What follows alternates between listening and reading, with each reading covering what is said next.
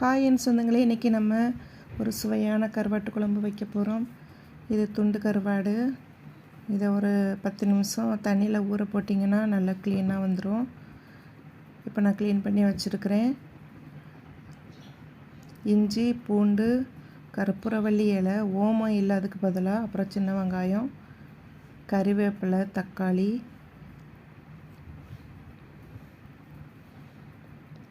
அதோட கூட சீரகம், மிளகு, வெந்தயம், தனியா, வத்தல், மஞ்சத்தூள், கொஞ்சம் காயப்பொடி, தேங்காய், கருவாடை தவிர இது எல்லாம் ஒரு கடாயில் எண்ணெய் விட்டு வறுத்து வச்சுக்கோங்க. இது போல் நல்லா வறுத்து வச்சு ஆற வச்சுருங்க. இப்போ மிக்ஸி ஜாரில் போட்டு கொஞ்சம் தண்ணி ஊற்றி கெட்டியாக அரைச்சி வச்சுக்கணும். ஒரு கடாயில் நல்லெண்ணெய் விட்டு கடுகு, கறிவேப்பிலை போட்டு தாளிச்சிட்டு, முருங்கைக்காய் இருந்தால் இல்லைன்னா கத்திரிக்காய் இதெல்லாம் போட்டு நல்லா வதக்கிக்கணும்.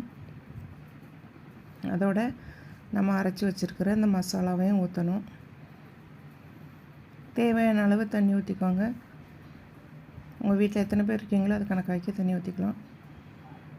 கொதித்து வர நேரத்தில் புளி, ஒரு நெல்லிக்காய் அளவு புளி கரைச்சி ஊற்றிக்கலாம்.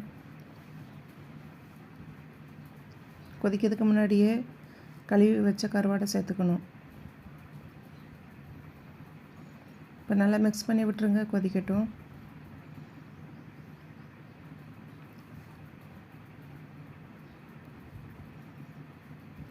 இப்போ நல்லா கொதிக்குது.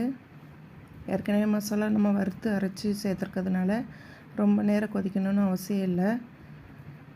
இப்போ ரெடி ஆயிடுச்சு குழம்பு. ரொம்ப டேஸ்ட்டாக இருக்கும். நீங்கள் செஞ்சு பாருங்கள்.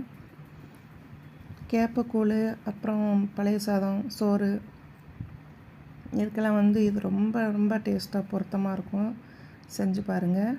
பிடிச்சிருந்தா லைக் பண்ணுங்கள், ஷேர் பண்ணுங்கள், கமெண்ட் பண்ணுங்கள், சப்ஸ்கிரைப் பண்ணுங்கள். இது மாதிரி உங்களுக்கு நிறைய வீடியோ நான் போடுறேன். பாய், தேங்க்யூ.